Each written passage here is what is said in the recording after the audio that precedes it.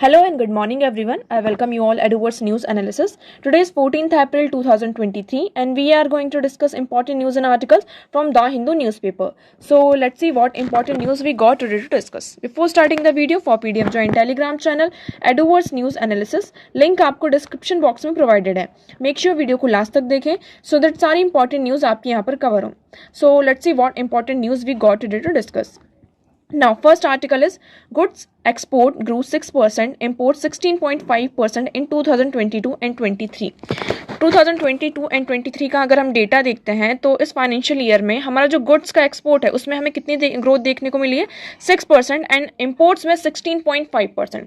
आप इस ग्राफ को देखेंगे, यहाँ पर फाइनेंशियल ईयर 2022 एंड 23 को यहाँ पे कंपेयर किया गया है कि किस ईयर में हमारी यहाँ पर ज़्यादा आपको यहाँ पे ग्रोथ देखने को मिली है. तो देखिए, India's merchandise trade deficit widen by 39.6%. यहाँ पर हमारा एक्सपोर्ट तो 6% ग्रोथ हुई हमारी, ओके, और इंपोर्ट में हमारा 16.5% क्या देखने को मिला, जंप देखने को मिला. एट द सेम टाइम आप यहाँ पर देखेंगे हमारा जो ट्रेड डेफिसिट है उसमें भी क्या देखने को मिले, हमें ग्रोथ देखने को, जो हमारा ट्रेड डेफिसिट है, गैप है बिटवीन इंपोर्ट एंड एक्सपोर्ट, उसमें हमें 39.6% गैप देखने को मिल रहा है. कितना? 39.6%. ये हमारे लिए अच्छा नहीं है. इसीलिए हमने इस साल का जो बजट था उसमें हमने क्या फोकस किया कि हमें फिजिकल कंसोलिडेशन करना है और जो हमारा ट्रेड डेफिसिट है, इतना ज़्यादा जो गैप हो रहा है उसे हमें धीरे धीरे कम करना है. अब ट्रेड डेफिसिट क्या होता है पहले हम इसको समझ लेते हैं. कोई भी कंट्री होती है, यहाँ पर दो चीज़ें होती हैं कंट्री से. दूसरा, पहला होता है कि एक्सपोर्ट और एक होता है इम्पोर्ट.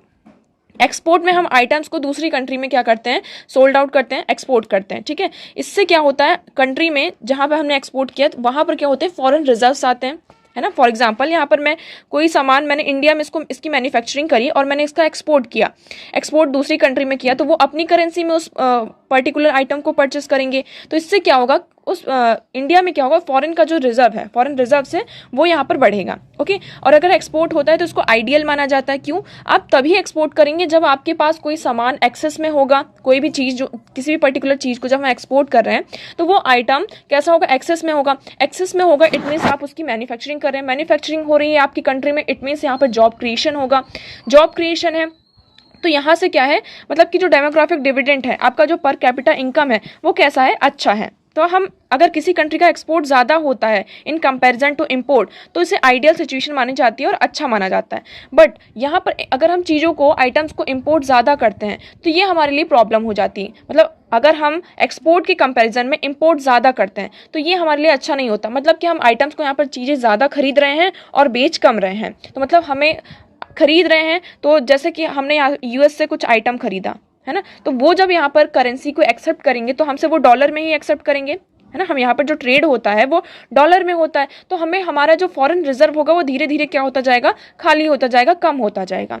ओके, तो ये जो एक्सपोर्ट और इंपोर्ट के बीच का जो गैप होता है उसे हम कहते हैं ट्रेड डेफिसिट. अगर आप एक्सपोर्ट ज़्यादा कर रहे हैं, इंपोर्ट कम कर रहे हैं, तो आपका जो ट्रेड डेफिसिट है धीरे धीरे कैसा होता जाएगा, वाइड होता जाएगा, बढ़ता जाएगा.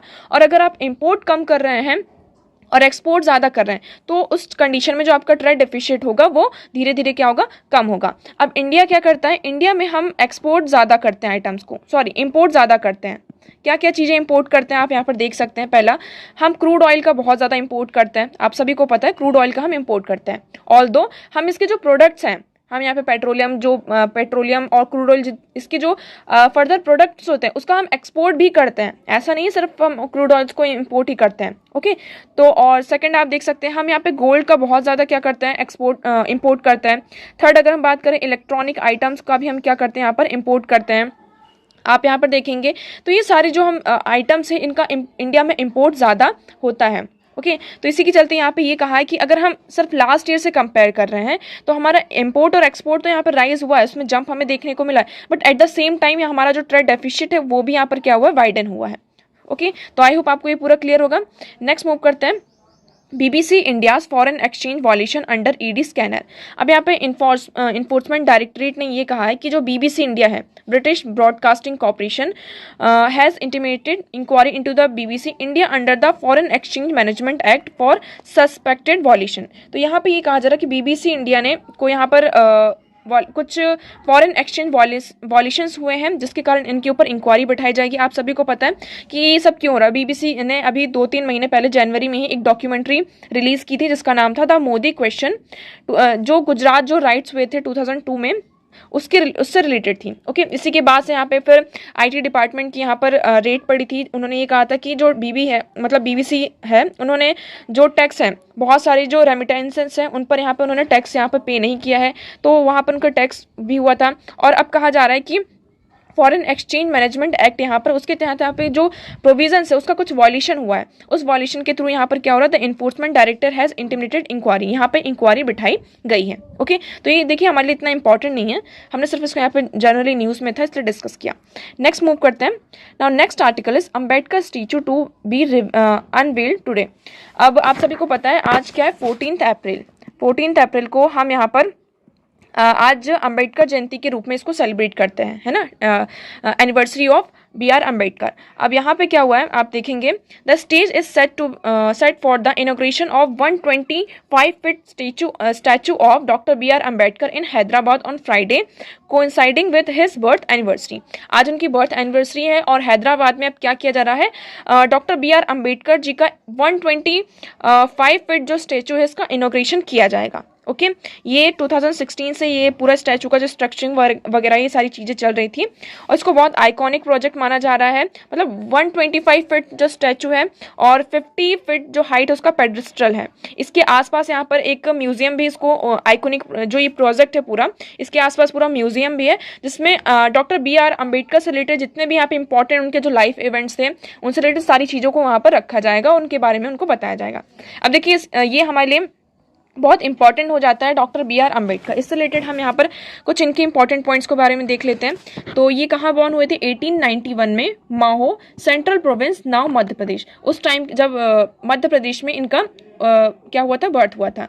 ही is known as the father of Indian constitution. आप सभी को पता है ये कौन है, father of the Indian constitution.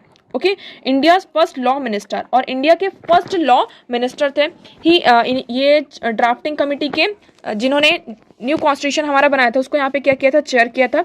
He was well non state man who fought for the rights for Dalits and other socially backward classes. आप सभी को पता है ये किससे बिलोंग करते थे, एक दलित कास्ट से ये बिलोंग करते थे, इसलिए उनके विकास के लिए आप सभी को पता है कि उनके स्टेटमेंट्स के लिए, दलित के राइट्स के लिए और जो सोशली बैकवर्ड क्लासेस है उनके लिए यहाँ पर बहुत सारे उनके लिए यहाँ पे उन्होंने कंट्रीब्यूशन किया। अब कंट्रीब्यूशन की बात करते हैं तो आप देखेंगे ये महत सत्याग्रह 1927 में हिंदूज के अगेंस्ट में उन्होंने क्या किया था, ये सत्याग्रह किया था। 1926 में municipal board of Maharashtra pass an order to throw open the tank for all communities. पहले क्या होता था यहाँ पर, जैसे कि ये दलित सेक्शन, जो दलित सेक्शन है उससे बिलोंग करते थे, तो यहाँ पर क्या होता जैसे टैंक वगैरह होते थे वहाँ पर उसको सभी के लिए ओपन नहीं किया जाता था। जो अपर कास्ट होती थी सिर्फ वो लोग ही उस वाटर को, उस चीज़ों को यहाँ पर यूज़ कर सकते थे, और जो अदर मार्जिन, जो अनटचेबल्स थे, जिसको हम अनटचेबल्स कहते हैं, और जो other backward, socially backward classes थे, उनको यहाँ पे अलाउ नहीं किया जाता था कि वो जो महट टैंक है उसका जो वाटर उसको यूज़ करें। बट 1926 में यहाँ पर क्या किया गया, जो म्युनिसिपल बोर्ड ऑफ महद है उन्होंने एक ऑर्डर पास किया जिसके थ्रू यहाँ पर क्या किया गया कि सभी के लिए ओपन कर दिया गया। इन्होंने जितनी भी 3 राउंड टेबल कॉन्फ्रेंस हुई थी, तीनों राउंड टेबल कॉन्फ्रेंस में इन्होंने पार्टिसिपेट किया था। तो आपको यहाँ पर याद रखना है, यहाँ पर क्वेश्चन आ सकता है कि डॉक्टर BR अम्बेडकर ने यहाँ पर क्या तीनों राउंड टेबल कॉन्फ्रेंस में पार्टिसिपेट किया था या नहीं। Okay, his idea before Hilton Young commission served as the foundation of the Reserve Bank of India. जो आज के टाइम पर हमारा RBI है, इसका फाउंडेशन जो आइडिया था पहले, इससे पहले क्या था, हिल्टन यंग कमीशन, जिसके कारण ही जो हमारा RBI का फाउंडेशन यहाँ पर हम मान सकते हैं। ओके, 1936 की अगर हम बात करते हैं तो बॉम्बे लेजिस्लेटिव असेंबली में एज अ लेजिस्लेटर ये इलेक्ट हुए थे। He was appointed as the executive council of viceroy as a labour member in 1942। ये जो एग्जीक्यूटिव काउंसिल ऑफ वाइसरॉय है इसमें 1942 में एज अ लेबर मेंबर इन्हें अपॉइंट किया गया था। ओके, बात करते हैं तो इन्होंने कैबिनेट से फिर 1951 में यहाँ पर क्या कर दिया था, रिजाइन कर दिया था। क्यों किया था, क्योंकि हिंदू कोड बिल आया था और इसमें कुछ डिफरेंसेस थे जिसके कारण इन्होंने क्या कर दिया था, रिजाइन कर दिया था। फिर धीरे धीरे 1956 में हमने देखा इन्होंने अपने आप को बुद्धिज्म में कन्वर्ट कर लिया था। क्यों, क्योंकि दलित के साथ यहाँ पे बहुत ज़्यादा डिस्क्रिमिनेशन होता था, जिसके कारण उन्होंने अपने आप को मरने से पहले, मतलब कि जब इनकी इन्होंने क्या कर लिया था, अपने आप को बुद्धिज्म में कन्वर्ट कर लिया था। Chaitya Bhoomi is a memorial to B R. Ambedkar located in Mumbai. Mumbai में चैत्य भूमि एक मेमोरियल है जिस बी.आर. अम्बेडकर के लिए, कहाँ लोकेटेड है, मुंबई में। He was awarded India's highest civilian honour the Bharat Ratna in 1990s। 1990 में इन्हें जो इंडिया का हाईएस्ट सिविलियन ऑनर अवार्ड है भारत रत्न, उससे इन्हें अवार्ड किया गया था। इंपॉर्टेंट वर्क की बात कर लेते हैं। इन्होंने जर्नल्स भी लिखे हैं, बुक्स भी लिखे हैं और कुछ ऑर्गेनाइजेशंस भी हैं। तो आप बुक्स यहाँ पर देख सकते हैं, जनता, समानता, भाई शक्ति भारत और मुकन्या। बुक्स की बात करें तो एनिहिलेशन ऑफ कास्ट, बुद्धा और Karl Marx, the untouchables who are they and why they have become untouchables. तो मतलब बहुत अच्छी बुक्स मतलब इन्होंने लिखी हैं। Buddha and his dharma, the rise and fall of Hindu women. Organisation की बात करें तो इन्होंने ये independent labour party, scheduled caste federation, भाई शक्ति हितकर्णी सभा, तो इन्होंने इन सारे ये जो ऑर्गेनाइजेशन है ये इनका इंपॉर्टेंट इनमें वर्क रहा। ओके, तो आई होप आपको बी.आर. अम्बेडकर से रिलेटेड सारी चीजें क्लियर होंगी। नेक्स्ट मूव करते, देखिए एडिटोरियल सेक्शन में आज हमारे लिए इतने इंपॉर्टेंट आर्टिकल्स यहाँ पर नहीं है। ये सारा यहाँ पे पॉलिटिक्स से रिलेटेड है, ये भी पॉलिटिक्स से रिलेटेड है, तो इंपॉर्टेंट नहीं होता है।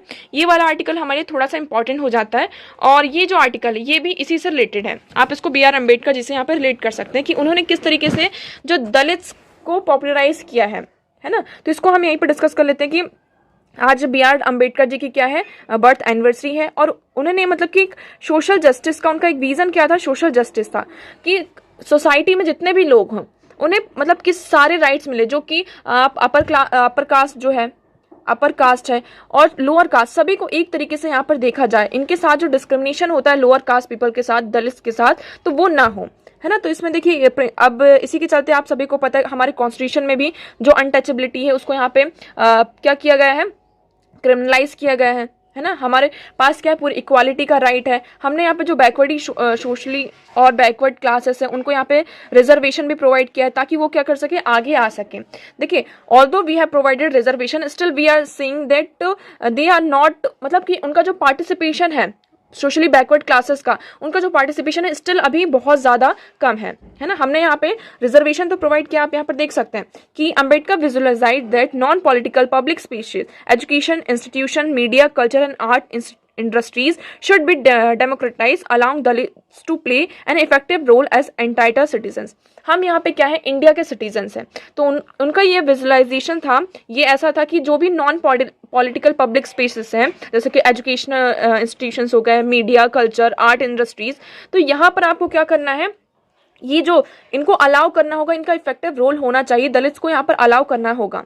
ओके, यहाँ पे नेक्स्ट फिर इन्होंने ये कहा कि measures to cultivate sensitive public culture and punish offenders who practise caste and community based discrimination. यहाँ पर हमें एक इफेक्टिव मेजर्स लेने होंगे, जो लोग यहाँ पर कम्युनिटी बेस्ड और कास्ट बेस पर यहाँ पे प्रैक्टिसेस करते हैं, तो उन लोगों को हमें क्या करना होगा, पनिश करना होगा। तभी इंडिया से जो डिस्क्रिमिनेशन है अगेंस्ट द दलित पीपल, वो क्या होगा, यहाँ पर खत्म होगा। ओके, दलित का यहाँ पे एसेशन की बात करते थे, दलित यहाँ पर आगे कैसे बढ़े, तो पहले तो इसमें डिमांड की, Dalit intervention in the public sphere has been to demand social dignity, independent cultural right and political power. यहाँ पर दलित डिमांड कर रहे थे कि हमें सोशल डिग्निटी मिले, इंडिपेंडेंट कल्चरल राइट्स हो और पॉलिटिकल पावर भी हो। ओके, इसी के चलते यहाँ पर हम देखेंगे कि सोशल एंड कल्चरल फ्रंट में दलित कैसे आगे आए। आप सभी को पता होगा बीएसपी, बहुजन समाज पार्टी, जब 1980s में आई थी, तो इसमें जो मेन सपोर्ट किसका था, दलित मिडिल क्लास का था, जिसके कारण ही यहाँ पे जो बहुजन समाज पार्टी है वो यहाँ पर एग्जिस्टेंस में आई थी। 1980s की यहाँ पर बात कर रहे हैं। ओके, बट स्टिल यहाँ पर जो पार्टी के आने के बाद भी जो एक सोशल जस्टिस और ये सारी चीजें यहाँ दलित को प्रोवाइड करनी चाहिए थे, वो उन्हें यहाँ पर नहीं मिला था। ओके, फिर सेकंड इसमें ये बात की जा रही है कि introduced social and cultural front, Dalits introduced themselves as an assertive and independent alternatives. Today, Ambedkar's life-size statue in many cities are visible marker of the dignified presence of Dalit in public spaces.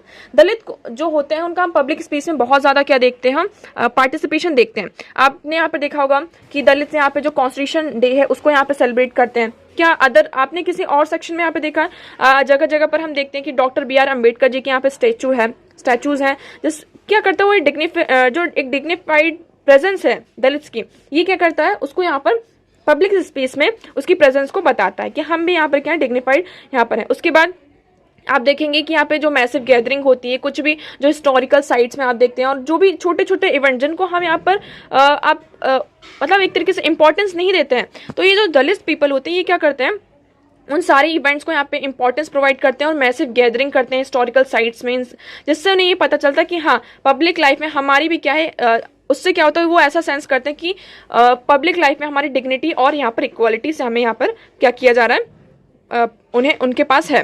Third इसमें बात करते हैं क्या कि electoral battles की बात करें तो यहाँ पे क्या हो रहा है, जो आपने किस तरीके से यहाँ पे देखा कि धीरे धीरे क्या होने लगा, जो बीएसपी है, बहुजन समाज पार्टी, दलित के सपोर्ट के कारण ही सामने 1980s में वो सामने आ गई थी। बट धीरे धीरे यहाँ पर क्या होने लगा कि हमने ये भी देखा कि किसी किसी जगह पर जो बीएसपी देखें, with the periodical decline in BSP in Uttar Pradesh and a commendable mainstream party, the possibility that the national regime can be governed under Dalit Bahujan Samaj leadership. अब यहाँ पे दलित बहुजन समाज लीडरशिप भी आती है, बट इसको क्या कर लिया गया, जो बीजेपी है उसके साथ मर्ज कर दिया गया था, एक साथ ही पूरा आ गया था।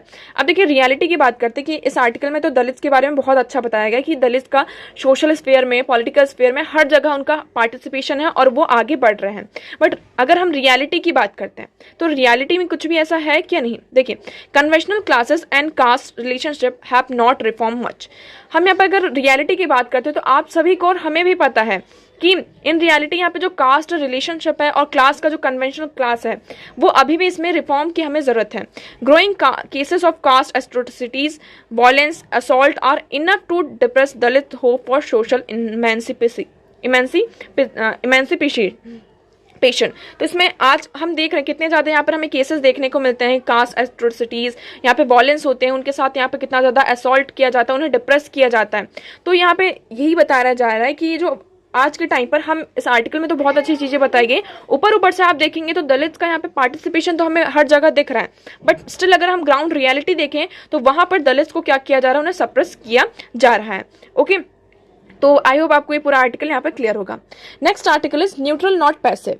अब यहाँ पे क्या होने वाला, जो यूक्रेन के डिप्टी फॉरेन मिनिस्टर हैं वो इंडिया की विजिट में आने वाले हैं, ठीक है। अब यहाँ पे ये होप किया जा रहा है कि India should push for pragmatic solution to the Ukraine conflict. अब यहाँ पे ये होप की जा रही है कि इंडिया क्या करेगा, एक प्रैग्मेटिक सॉल्यूशन, एक बैलेंस अप्रोच लेकर आएगा जिसके कारण ये जो यूक्रेन कॉन्फ्लिक्ट चल रहा है उसे यहाँ पर रिजॉल्व कर पाए। आप सभी को पता है जैसे कि अब चाइना भी यहाँ पर क्या हो रहा है, आगे आ रहा है, चाइना आगे आ रहा है, यहाँ पे ब्राजील, ठीक है। ये अदर कंट्रीज अब क्या करना चाहते हैं, पीस टॉक को स्टैब्लिश करना चाहते हैं, अपने आप को सामने ला रहे हैं कि हम, क्योंकि इनके जो रिलेशन है रशिया के साथ वो बहुत ज़्यादा अच्छे हैं, तो ये ऐसा सोच रहे हैं कि हम यहाँ पर सामने आएंगे और मेडिएट करेंगे, किसको, पीस टॉक को मेडिएट करेंगे, और जो रशिया और यूक्रेन का ये जो कन्फ्लिक्ट है इसको हम यहाँ पर क्या करेंगे, खत्म करेंगे, रिजॉल्व करेंगे।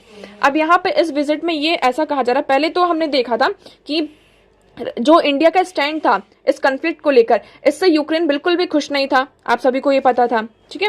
यहाँ पर एक स्ट्रॉन्ग जो फर्म स्टैंड होना चाहिए इंडिया का वो नहीं था। इंडिया ने, आप सभी को पता है, यूएनएससी में भी जो रशिया के अगेंस्ट में वोटिंग करनी थी उसमें उन्होंने अपने आप को कंस्ट्रेन किया था, किसी की फेवर में यहाँ पे वोट नहीं किया था, पीछे हट गए थे वोट से, ओके। बट यहाँ पर अब क्या किया जा रहा है, यहाँ पर ये देखा जा रहा है कि अब यहाँ पर ऐसा सोचा जा रहा है कि यूक्रेन क्या चाहता है कि इंडिया क्या करे, यहाँ पे जो पीस टॉक है उसे मेडिएट करे, ये जो कन्फ्लिक्ट हो, यूक्रेन कन्फ्लिक्ट हो, उसे धीरे धीरे खत्म किया जाए। Ukraine did not want to instruct India on its energy and economic ties with other countries. अब देखिए इंडिया और रशिया के रिलेशन बहुत सारे, हम हिस्टोरिकली देखें तो हम इंडिया, रशिया क्या है, हिस्टोरिकल पार्टनर है इंडिया का, उसके साथ हमारे डिफेंस टाइज हैं, और हमारे लिए इजी नहीं होगा कि हम किसी अल्टरनेटिव्स को अभी ढूंढें रशिया के साथ। अगर हमें किसी डिफेंस टाइज में जाना है, हमारा एक हिस्टोरिकल पार्टनर है, तो हम आज के टाइम पे तुरंत ही जो हमारे टाइज है रशिया के साथ हम वो खत्म नहीं कर सकते हैं, इसके लिए हमें टाइम चाहिए, है ना। तो and Russia's aggression is a naked violation of Ukraine sovereignty, territorial integrity and international law. Although यहाँ पर हमारे लिए, हम यहाँ पर रिलेशन को क्या करना चाहते हैं, मेंटेन करना चाहते हैं रशिया के साथ भी और वेस्ट के साथ भी। आप सभी को पता है कि जब से कन्फ्लिक्ट हुआ है हमने यहाँ पर रशिया का, क्योंकि इंडिया और रशिया के यहाँ पे रिलेशन बहुत अच्छे हैं, हिस्टोरिकल पार्टनर से, आप सभी को पता है, ठीक है। उसके बाद इंडिया का यहाँ पर यूएनएससी में हमने क्या देखा कि इंडिया में यहाँ पर इंडिया ने यहाँ पर वोटिंग नहीं की, ओके, वोटिंग नहीं किया, अपने आप को वोटिंग से यहाँ पे कंस्ट्रेन किया। उसके बाद इसी के चलते देखा हमारा जो वेस्ट के साथ थोड़े रिलेशंस हैं, साउथ एशिया की आप बात करेंगे और इंडिया की बात करेंगे, तो वेस्ट के साथ जो हमारे रिलेशन है वो धीरे धीरे क्या हो रहे हैं, हमें उस पर कमजोरी, मतलब कि एक तरीके से हम नजर आए, मतलब कि हम धीरे धीरे दूर होते जा रहे हैं उससे, ठीक है। अब आज के टाइम पर अगर हम देखें तो इंडिया क्या कर रहा है, G20 को और संघाई कोऑपरेशन ऑफ ऑर्गेनाइजेशन को चेयर कर रहा है, प्रेसिडेंटशिप है उसके पास, और हम यहाँ पर क्या कर सकते हैं, जो हमारी ग्लोबल लीडरशिप है उसको यहाँ पर सामने ला सकते हैं, और ये जो यूक्रेन कन्फ्लिक्ट है, रशिया यूक्रेन कन्फ्लिक्ट है, इसको यहाँ पर हम खत्म कर सकते हैं। तो इसमें मतलब कि अभी हम आगे देखेंगे, global south and call for upholding international law and sovereignty of all state while at the same time pushing for pragmatic and permanent solution to the conflict। अब यहाँ पे बात की जा रही है कि हमें यहाँ पे वेट करना होगा, और जितने भी कंट्रीज हैं, जैसे इंडिया का सबसे ज्यादा इसमें सपोर्ट मांगा जा रहा है कि इंडिया क्या करे, पीस टॉक को स्टैब्लिश करे। हमें यहाँ पे एक प्रैग्मेटिक और परमानेंट सॉल्यूशन लाने की जरूरत है, जिसके कारण ये जो कन्फ्लिक्ट है उसे हम खत्म कर सके। ओके, तो आई होप आपको ये पूरा क्लियर होगा। हमें एक न्यूट्रल नहीं, हमें एक पैसिव सॉल्यूशन की जरूरत है यहाँ पर, जिससे हम एक कॉन्फ्लिक्ट को यहाँ पर क्या कर सके, खत्म कर सके। नेक्स्ट आर्टिकल है, is the current regulatory system equipped to deal with AI।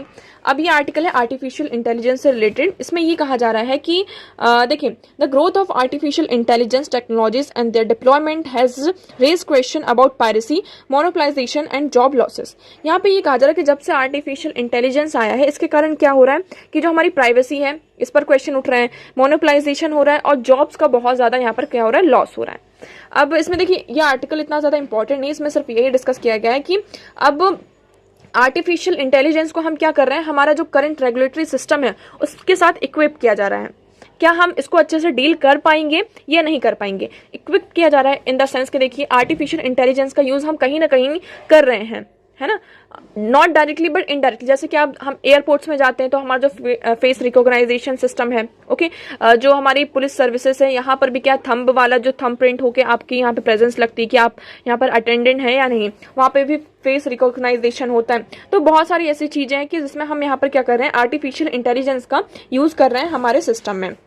But यहाँ पर जो हमारा सबसे बड़ा इशू आ जाता है किसका, प्राइवेसी का। किसका सबसे बड़ा इशू होता है, प्राइवेसी की। जो हम यहाँ पे गवर्नमेंट के साथ डेटा शेयर कर रहे हैं, हमें ये नहीं पता है कि गवर्नमेंट के साथ हमारा कितना ज्यादा डेटा यहाँ पर शेयर हो रहा है, कितना डेटा शेयर नहीं हो रहा। तो इसमें देखिए, और ये भी बताएगा कि आर्टिफिशियल इंटेलिजेंस की अगर हम बात करें तो हम बहुत सारे जो ऐसे आर्टिफिशियल इंटेलिजेंस है उसको हम यूज करते हैं। यहाँ पे और बताया गया है, माइक्रोसॉफ्ट और गूगल की बात की गई है कि हमें पहले ऐसा लगता था सिर्फ गूगल ही क्या है। अगर सर्च के इंजन में देखें तो गूगल क्या है, अपने आप गूगल से बड़ा यहाँ पर कोई, गूगल को कोई कंपटीशन नहीं आ सकता है। बट आज के टाइम पे हमने क्या देखा कि चैट जीपीटी यहाँ पर आ गया, जिसने यहाँ पे एक न्यू लेवल यहाँ पर क्या कर दिया, कंपटीशन का एक डायनेमिक ही पूरा चेंज कर दिया, है ना। अब जहां हम गूगल सर्च करते थे, आज के टाइम पर अब क्या आ चुका है, चैट जीपीटी आ चुका है। ऑल्दो यहाँ पर अभी इतना जल्दी हम गूगल को यहाँ पे सप्रेस नहीं कर सकते, उसको सरपास नहीं कर सकते, बट स्टिल यहाँ पर आर्टिफिशियल इंटेलिजेंस के उसमें हम यहाँ पर देख रहे हैं कि नए नए यहाँ पर आर्टिफिशियल इंटेलिजेंस और टेक्नोलॉजी सामने आ रही है। ओके, तो इसमें बस यही कहा जा रहा है कि हमारा जो करंट रेगुलेटरी सिस्टम है वो कैसा होना चाहिए, क्या वो इक्विप्ड है आर्टिफिशियल इंटेलिजेंस से डील करने में, यहाँ पर जो प्राइवेसी, जो डेटा शेयरिंग हो रहा है, क्या उसको यहाँ पर सेव कर पाएगा या नहीं कर पाएगा। तो देखिए, the primary risk in which are emerging from all AI happen to be same risk which we have seen with the other digital technologies such how political system integrated those technologies. अब यहाँ पर हमें देखिए, दूसरी जो digital technologies हैं उनके साथ भी हमें रिस्क फेस करना पड़ता है। अब हमें ये देखना होगा जो पॉलिटिकल सिस्टम है वो किस तरीके से इन टेक्नोलॉजीज से यहाँ पर डील करता है। ओके, नेक्स्ट हम मूव करते हैं। Now next article is, it is about डब्बा ट्रेडिंग। व्हाट इज दिस डब्बा ट्रेडिंग। डब्बा ट्रेडिंग अगर हम बात करें नेशनल स्टॉक एक्सचेंज की, डब्बा ट्रेडिंग एक तरीके से आप ऐसा रेफर कर सकते हैं कि जो स्टॉक एक्सचेंज से बाहर यहाँ पर ट्रेडिंग होती है। फॉर एग्जांपल, यहाँ पर कुछ यहाँ पर इसके यहाँ पे एक स्टॉक है, बी के स्टॉक है। अब हम यहाँ पे एक तरीके से गैम्बलिंग होती है कि बी के स्टॉक यहाँ पर राइज होंगे या फिर ए के स्टॉक राइज होंगे, तो यहाँ पर हम गैम्बलिंग करते हैं, यहाँ पर पैसा लगाते हैं। एक तरीके से आप ऐसा कह सकते हैं कि अगर बी के स्टॉक यहाँ पर राइज होते हैं तो इन दैट कंडीशन जितने भी यहाँ पे जितने परसेंट यहाँ पर राइज होता है तो उसका कुछ परसेंटेज है वो किसको, इन्वेस्टर को, यहाँ पे ब्रोकर को दिया जाता है। तो इसको हम कहते हैं क्या, डब्बा ट्रेडिंग। मतलब कि हम यहाँ पर जो इन्वेस्टमेंट कर रहे हैं, तो यहाँ पर देखिए, dabba trading refers to informal trading that takes place outside the purview of stock exchange. Trader bet stock prices movement without incurring a real transaction to take physical ownership of a particular stake in a done exchange. यहाँ पर जो stock exchange होता है उसके बाहर हम क्या करते हैं, ट्रेडिंग करते हैं, एक तरीके से बैटिंग करते हैं, गैम्बलिंग आप इसको कह सकते हैं। और यहाँ पर जो ट्रांजैक्शन भी होता है वो कैश में होता है। तो ये आज के टाइम पर हमारे लिए क्या बनता जा रहा है, प्रॉब्लमेटिक बनता जा रहा है। प्रॉब्लमेटिक क्यों बनता जा रहा है, क्योंकि इसमें यहाँ पर कैश में ट्रांजैक्शन होता है।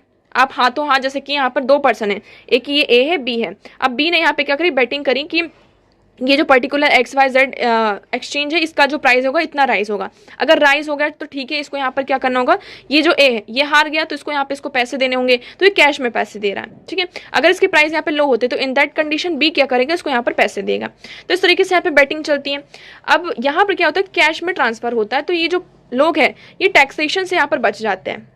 ये सबसे बड़ा हमारे लिए रिस्क है। They would not have the pay to commodity transaction act, उन्हें यहाँ पे कमोडिटी ट्रांजेक्शन जो टैक्स है वो पे नहीं करना पड़ता है। And securities tax, transaction tax भी उन्हें यहाँ पर पे नहीं करना पड़ता। सेकंड, इसमें ये बताया जा रहा है कि प्राइमरी रिस्क इसमें क्या आ जाता है कि कभी कभी जो ब्रोकर्स है वो डिफॉल्ट कर जाते हैं। जैसे कि मान लो इसको यहाँ पे लॉस हुआ, जो ब्रोकर उसको लॉस हुआ, तो यहाँ पर क्या होता है, जो उन्होंने इन्वेस्टर्स को पैसा नहीं दिया, तो यहाँ पे और जब इस तरीके के केसेस आते हैं तो जो रिड्रेसल मैकेनिज्म होता है, ग्रीवेंस रिड्रेसल मैकेनिज्म होता है एक्सचेंज में, उसको उनके लिए ये अवेलेबल नहीं होता है।